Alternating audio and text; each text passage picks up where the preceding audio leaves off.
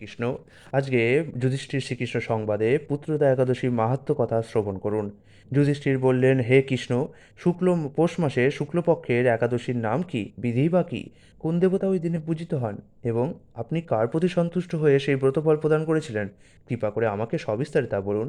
শ্রীকৃষ্ণ বললেন, হে মহারাজ, এই একাদশী পুত্রদা নামে প্রসিদ্ধ। সর্বপাপ বিনাশিনী ও কামদা এই একাদশীর অধিষ্ঠাত্রী দেবতা হলেন সিদ্ধিদাতা নারায়ণ। তিলকে এর মতো শ্রেষ্ঠ ব্রত আর নেই। এই ব্রতকারীকে নারায়ণ বিদ্বান ও যশস্বী করে তোলেন। এখন আমার কাছে ব্রতের মাহাত্ম্য কথা শ্রবণ করুন। ভদ্রাবতী পুরীতে সুকেতুমার নামে এক রাজা ছিলেন। তার রানীর নাম ছিল শৈবা। রাজদম্পতি বেশ সুখেই দিন যাপন করছিলেন।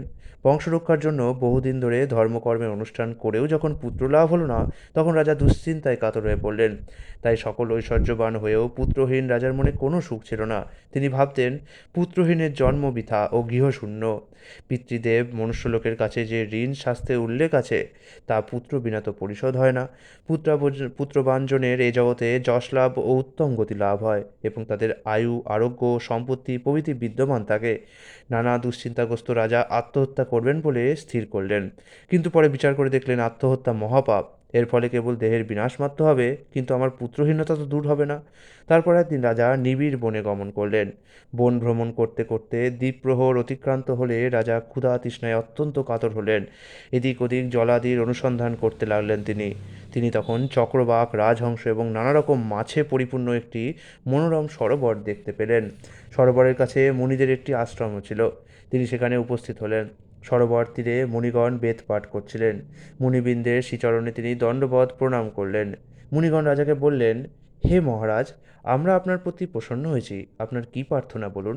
রাজা বললেন, আপনারা কে এবং কী জন্যই বা এখানে সমবেত হয়েছেন? মুনিগণ বললেন, হে মহারাজ, আমরা বিশ্বদেব নামে প্রসিদ্ধ এই সরোবরে স্নান করতে এসেছি। আজ থেকে 5 দিন পরেই মাঘ মাস আরম্ভ হবে। আজ পুত্রদা একাদশী তিথি। পুত্র দান করে বলেই এই একাদশীর নাম পুত্রদা। তাদের কথা শুনে রাজা বললেন, হে মুনিবৃন্দ, আমি অপুত্রক, তাই পুত্র কামনায় অধীর হয়ে পড়েছি। এখন আপনাদের দেখে আমার হৃদয়ে আশার সঞ্চার হয়েছে। এ দুর্ভাগা পুত্রহীনের প্রতি অনুগ্রহ করে একটি পুত্র প্রদান করুন। মুনিগণ বললেন, হে মহারাজ, আজ সেই পুত্রদা একাদশী তিথি, তাই এখনই আপনি এই ব্রত পালন করুন। ভগবান শ্রীকেশবের অনুগ্রহে অবশ্যই আপনার পুত্র লাভ হবে। মুনিদের কথা শোনার পর যথাবিধানে রাজা কেবল ফলমূলাদি আহার করে সেই ব্রত অনুষ্ঠান করলেন। দ্বাদশী দিনে উপযুক্ত সময়ে শস্যাদি সহযোগে পালনও করলেন। মুনিদের প্রণাম নিবেদন করে নিজ গৃহে ফিরে এলেন। ব্রত প্রভাবে রাজার যথাসময়ে একটি তেজস্বী পুত্র লাভ হলো। হে মহারাজ, এ ব্রত সকলেরই পালন করা কর্তব্য। মানব কল্যাণ কামনায় আপনার কাছে আমি এই ব্রত কথা বর্ণনা করলাম।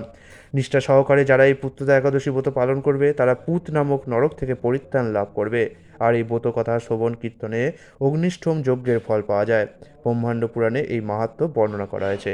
হরে কৃষ্ণ।